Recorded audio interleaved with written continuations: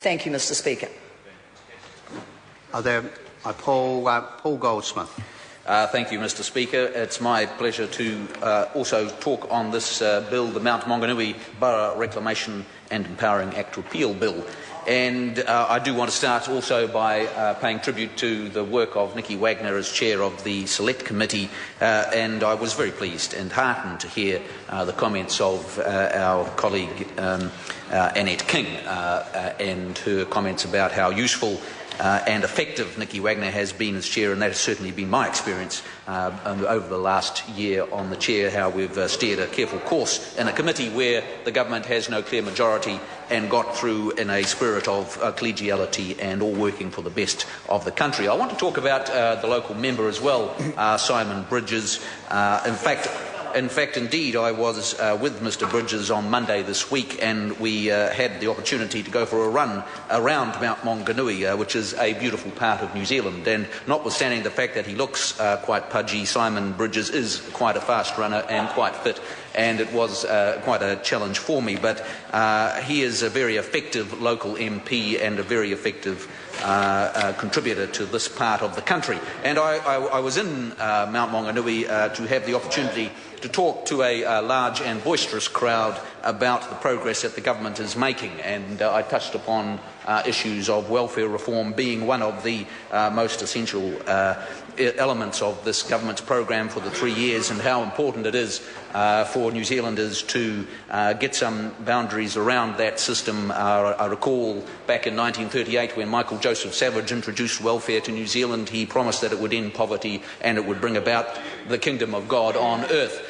And so we haven't quite reached those goals yet, and it's important that this government does, for the first time in many decades, bring some careful consideration to that broader system which is so important to the life of many New Zealanders. And I also talked about how in a dangerous and difficult world, a difficult financial situation, we find ourselves that this government is making great progress, steering a careful path, returning us back to surplus and governing this country's economic services in a very effective manner. So with that as by way of an introduction, I want to get on to the main point of this bill here, which is about the Local Government and Environment Committee having sent back to the House for the second reading this Mount Maunganui Borough Reclamation and Empowering Act Repeal Bill. And as we may have heard, but I just would like to reiterate how the bill seeks to repeal the Mount Maunganui Borough Reclamation and Empowering Act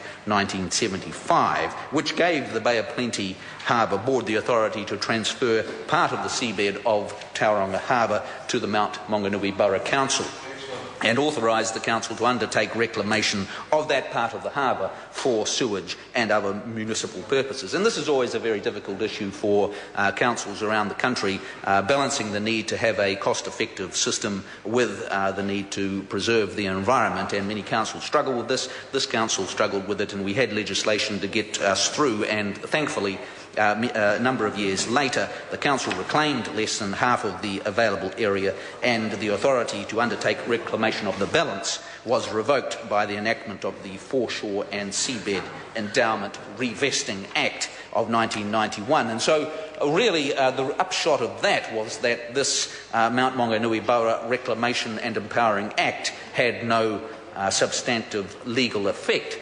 But nevertheless, it is worth repealing this act because it is useful to tidy up the legislative, the statute books, and the symbolism is important because this has been a source of grievance for the local Ngāpōtaki people, and it has been something that has irritated and sat on the statute books there in a way that they found difficult. So this bill here repeals that, and the government, of which I am very proud to be a member, is supporting this bill.